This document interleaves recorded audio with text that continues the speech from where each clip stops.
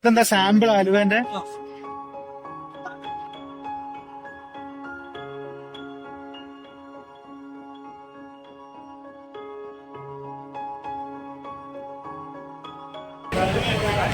കോഴിക്കോടിൻ്റെ മുട്ടായി തെരുവിൽ തനതായ മുട്ടായികൾ കിട്ടുന്ന അല്ലെങ്കിൽ ഹലുവ കിട്ടുന്ന ശങ്കരൻ ബേക്കറിയിലേക്ക് എല്ലാവർക്കും സ്വാഗതം. 1933 തുടങ്ങിയ 1933 തുടങ്ങിയ ഫ്ലേവർ സ്റ്റിൽ ഓൺ ഗോയിങ്.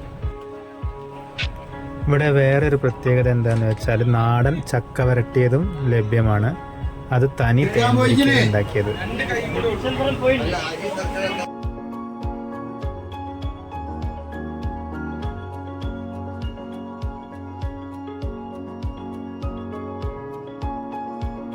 മുട്ടായി തെരുവിൻ്റെ ഒരു ലാൻഡ്മാർക്കായി മാറിയിരിക്കുകയാണ്.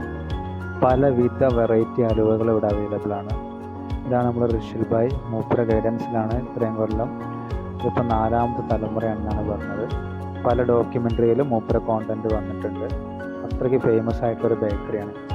ഹലുവ മാത്രമല്ല, ചിപ്സ്, വറുത്തകായ, പിന്നെ അതിൻ്റെ ചില ഉപ്പേരികൾ, അങ്ങനത്തെ മധുര പലഹാരങ്ങളൊക്കെ ഇവിടെ അവൈലബിൾ ആണ്. പക്ഷെ ഇവരുടെ മെയിൻ ഹൈലൈറ്റ് എന്ന് പറയുന്നത് ഹൽവയാണ്.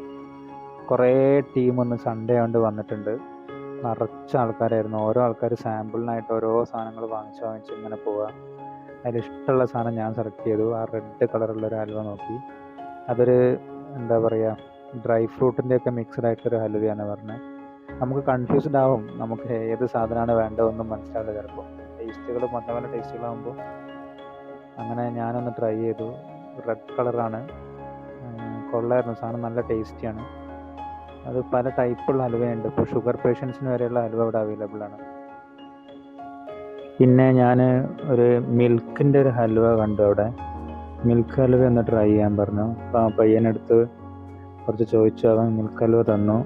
കൊള്ളാം, അതും നല്ല സോഫ്റ്റ് ആയിരുന്നു, നല്ല ടേസ്റ്റിയാണ്. അതും ട്രൈ ചെയ്യാൻ ബെസ്റ്റാണ് ഇവിടെ വന്നാൽ. ഓരോ ആൾക്കാർക്കും ഓരോ ടൈപ്പ് ഓഫ് ഫ്ലേവേഴ്സ് ആയിരിക്കും ഇഷ്ടം. അതുകൊണ്ട് നമുക്കത് ഉറപ്പിച്ച് പറയാൻ പറ്റില്ല ഏതാണ് എങ്ങനെയാണെന്നൊക്കെ. എന്തായാലും എനിക്ക് മിൽക്ക് ഹലുവ, വീറ്റ് ഹലുവ, ഈത്തപ്പഴ ഹലുവ, പിന്നെ ഇവിടെ കരിക്കിൻ്റെ ഹലുവ ഉണ്ട്. അതൊക്കെ നല്ല അടിപൊളി സാധനമാണ്.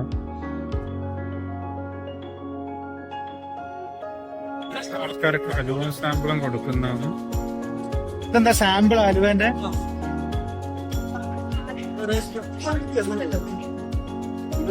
മിൽക്ക് ഞാൻ കഴിച്ചു. ഇത് മിൽക്ക്, ഇത് വീറ്റ്, ഇതോ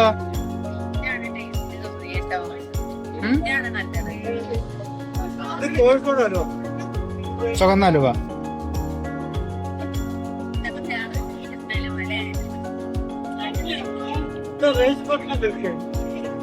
ഹലുവ വേറൊന്നില്ല.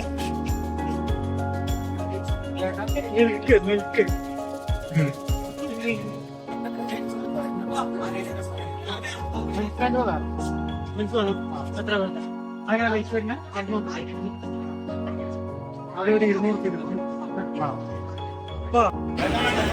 ഒരുപാട് മോഡല്. യെസ് മാഡം, ചെരുപ്പൊന്നും പ്രീമിയം ക്വാളിറ്റി സാധനങ്ങളൊക്കെ വിലോടിച്ച് കനിയാക്കാം.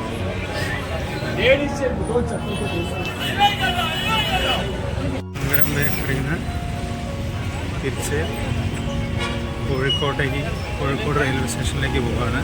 അപ്പോൾ റെയിൽവേ സ്റ്റേഷൻ്റെ അടുത്ത് തന്നെയാണ് ബേക്കറി സ്ഥിതി ചെയ്യുന്നത്. ഒരു